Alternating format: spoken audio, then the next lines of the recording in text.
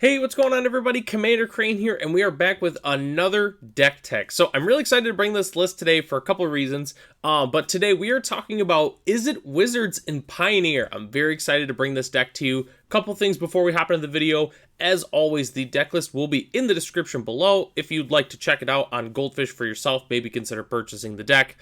Second thing, let me know in the comment section below. What do you like about the list? What do you hate about the list? Is there things that you would change? Just let me know below.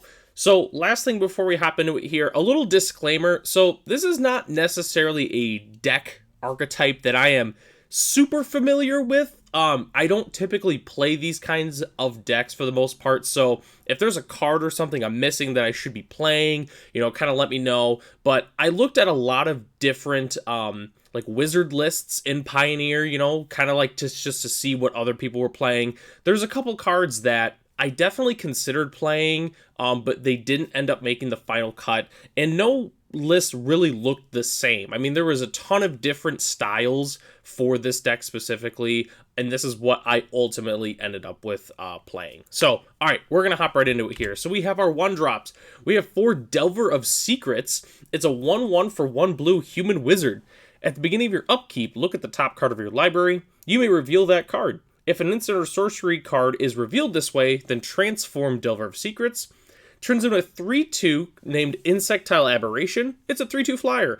Fantastic wizard. Quick thing about this card, though. So, let's say we're hypothetically in a situation where, we go Delver on 1, and our opponent plays a turn 1 Lantern Elf. So, something to keep in mind is if we have a Wizard's Lightning, which we'll talk about that card later, and you want to kill the elf, just remember that if Delver of Secrets transforms, it's no longer a wizard.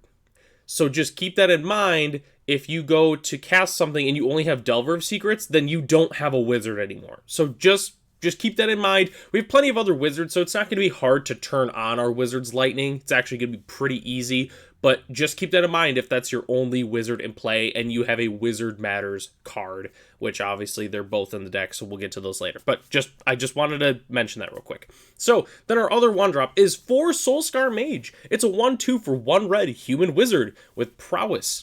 If a source you control would deal non-combat damage to a creature an opponent controls, put that many -1/-1 counters on that creature instead. Man, if it was +1/+1, that would be a terrible card. But, alright, Soulscar Mage is fantastic. 1/2 with prowess. It's a great early drop. And our burn spells, if they don't kill our opposing creatures, they shrink them, which is just fantastic. It gets those Shieldreds back down to size. Those old growth trolls, those Cavaliers, gets those shrunk so that way we can punch in some damage. So, Soulscar Mage, fantastic magic card. Next, we're hopping into our 2-drops here. We have 4 Storm Chaser Mage. It's a 1/3 for blue and a red. Human wizard with flying, haste, and prowess. Just a very fantastic, fast card. Obviously, just like Soulscar Mage, when we start playing all of our cantrips and 1-mana spells, this card's going to get out of hand really, really fast. Then we're playing 3 Balmor Battle Mage Captain. It's a 1/3 for blue and a red with flying. It's a bird wizard, legendary creature. Whenever you cast an instant or sorcery spell, creatures you control get +1/+0 and gain trample until end of turn. So obviously, highly incentivizes playing all those really cheap spells that we're playing in our deck, make our creatures nice and big with prowess and be able to punch in some damage. So yeah, Balmor, fantastic magic card. I really like this card from Dominaria United. Typically when I open new sets, I always keep all the good commons and uncommons, and I usually give the rest away, like commons and uncommons, to a newer player. But this is one of those uncommons that I've always hung on to because this card's just so good, and I'm really happy that we found a deck to play this card in. Then rounding it out, we have 2 Brazen Borrower. So it's more of in the spell slot, but it is technically creature, so that's why we put it on the slide. So we have Petty Theft. It's 1 of a blue instant adventure. Return target non-land permanent an opponent controls to its owner's hand. Then we can play Brazen Borrower. For 1 blue, it's a 3/1 flash and flying. Can block only creatures with flying. Again, it's really just more of a bounce spell, but it also just happens to be a creature on top of that, which obviously Balmor can still pump it. It's not like just wizards you control get +1/+0. It's just any creature you control. So, fantastic magic card. We're just playing 2 copies of it. So that's it for our creatures. We're not playing a ton of creatures. We're just playing, some smaller creatures that we could take advantage with Balmor and all of our cantrips and cheaper spells. So we're going to hop into our spells now. We're playing 4 Consider, 1 blue instant. Look at the top card of your library. You may put that card into your graveyard, or as we like to call it, Surveil 1, and draw a card. Obviously a fantastic cantrip. Then we're playing 4 Opt, 1 blue instant, Scry 1, and draw a card. So essentially the same card, but it's a 1-mana cantrip that's really, really good with like our Soulscar Mages and our Balmors, that kind of thing. Then we're playing 2 Spell Pierce, 1 blue instant, counter target non-creature spell unless its controller pays 2. Just a fantastic cheap counter spell. It's pretty good in the format. It's actually, funny enough, spoiler alert, it's our only main board counter spell. So, you know, we're not like, I consider us more of like just a blue-red prowess deck more than I actually really consider us like tempo-y, that kind of thing. But, you know, obviously post-board we can get into a more of a tempo deck. But yeah, we're playing 2 Spell Pierce. So next we have some of our red spells. We have 2 Crash Through, 1 red sorcery. Creatures you control gain trample until end of turn, draw a card. So yes, I know Balmor does give us trample as well. This is kind of just like, I wanted an additional cantrip, and I decided to play Crash Through. There was a couple different cards I thought about playing in this slot, but ultimately decided just to play Crash Through, because if we don't have Balmor and we have like all these prowess triggers, at least we can, you know, we have more of a chance to be able to bust through them. Then we're playing 4 Play With Fire, 1 red instant. Play With Fire deals 2 damage to any target. If a player is dealt damage this way, scry 1. Just a fantastic shock. It's the best shock we can play currently in the format. Really enough said. Play With Fire is just awesome. Rounding out our non-creature spells, we have 4 Wizard's Lightning. It's 2 and a red instant. This spell costs 2 less to cast if you control a wizard. Wizard's Lightning deals 3 damage to any target. So essentially, we get a Lightning Bolt in this deck, which is kind of part of the reason to play Wizards. Getting a Lightning Bolt in Pioneer when no one else has a Lightning Bolt is really, really, really, really, really, really good. So, it's Lightning Bolt. Enough said. Then we're playing 4 Treasure Cruise, 7 and a blue sorcery with Delve. And then each card you exile from your graveyard while casting the spell pays for 1 and draw 3 cards. So, since we're playing all of our like really cheap cantrips and stuff like that, we're going to be able to cast the Treasure Cruises like really, really, really easily. So half the time it's like 1, 2, maybe 3 mana, draw 3 cards. But most of the time it's going to be like 1 or 2. So Treasure Cruise is fantastic. I'm very happy that we get to finally, I think this is easily the first Treasure Cruise deck we've ever actually built on the channel. And it's pretty much probably the first like blue deck also. We could talk about that because I obviously don't play blue a lot. So, all right. So now we just got to go over our lands here and then we'll get to the sideboard. We're playing 4 Steam Vents, 4 Spirebluff Canal, and 2 Shivan Reefs. Staples lands in the format, really not too much to say about them. Then we're playing 2 Riverglide Pathway. It's the pathway where you can play it untapped for red or the blue side. Then we're playing 1 Sekenzan and 1 Otawara. You know, obviously just the channel lands. They're free. We're going to play them because they're really good. Also kind of cool how Balmor does reduce the cost for those, so that's also handy. Then we're playing 1 Hall of the Storm Giants and 1 Den of the Bugbear. Sorry, Hall of Storm Giants and Den of the Bugbear. Obviously, man lands. The day that we actually activate Hall of the Storm Giants, I'll be sure to let you know if I ever actually do that in a deck like this. But, you know, we play it because it's a man land. And then the Den of the Bugbear, which the Den we have a lot higher chance of actually activating. But anyways, so rounding out our lands, we have 2 islands and 1 mountain. So as always, I always tell everybody, spicy land you can play in this. I couldn't really find like a cool like wizard land or anything like that. So I just went with the classics, just original Zendikar full arts.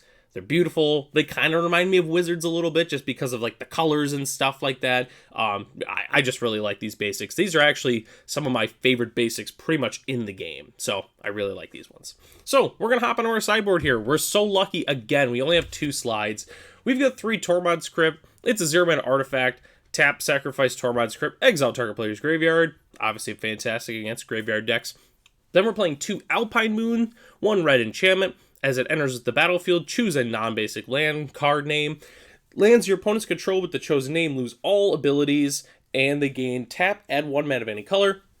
Obviously a fantastic card. You know, it's really, again, it's kind of plays the role of Damping Sphere in this deck, but since we're trying to play a lot of spells at once, we don't want to play Damping Sphere, so that's why we're playing Alpine Moon. Shuts down Nykthos, shuts down Lotus Combo, well, Lotus Field shuts down Thespian Sage, obviously just a great card. Then we're playing 2 Lithomantic Barrage. 1 red sorcery, this spell can't be countered. Lithomantic Barrage deals 1 damage to target creature or planeswalker. It deals 5 damage instead if that target is white and or blue. I'm starting to play this over Rending Volley personally. I think it's better because it can hit a planeswalker, so if you're playing against like blue-white control, it's pretty fantastic. But, if you like Rending Volley better, obviously played in this slot, but me personally, I'm playing Lithomantic Barrage. Last slide here, we have 2 Aether Gusts, 1 in a blue instant. Choose target spell or permanent that's red or green. Its owner puts it on the top or bottom of their library. Obviously really good against all of the red and green decks we play against. Pretty much if any of them are red or green, we're playing this card. Then we're playing 2 Obliterating Bolt, 1 in a red sorcery, deals 4 damage to target creature or planeswalker. If that creature or planeswalker would die this turn, exile it instead. Obviously really good against like mono green. Pretty much any matchup where we need to bring in removal, we're bringing in the Obliterating Bolts. Just a great card.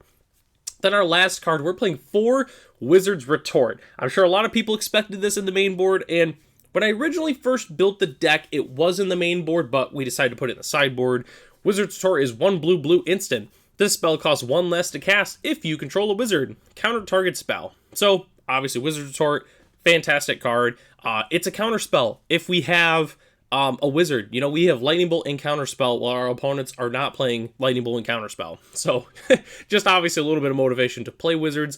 We originally had some we had like negates, and I had like a couple other random counter spells. But then I decided, why don't we just play Wizard's Retort? It's just, why play a flexible counter spell? We could just play a counter spell in the deck. So that's why we're playing 4 Wizard's Retort.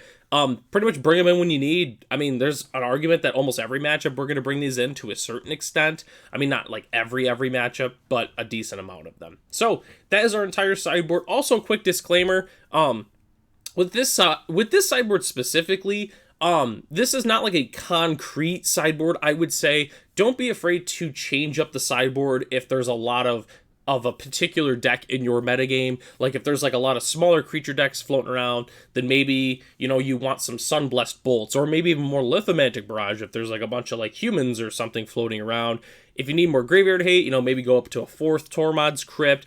Don't be afraid to adjust the sideboard to your local metagame. Like obviously a lot of the sideboards that you see online in particular are to the competitive metagame, but that doesn't necessarily mean that that's what your local metagame looks like. So do not be afraid to change things up a little bit if you need to. So, well, that takes us to the end of the video here. I'd like to thank everybody for joining me on this deck tech. I think this was really fun to build. I don't know if I've ever built a blue deck on the channel before, so this was definitely very interesting. This is not the bluest blue deck we've ever built, that I've ever built, but, here we are. I'd like to thank everybody for joining me. The deck list is in the description if you'd like to check it out for yourself. I'm Commander Crane. I'll catch you in the next one.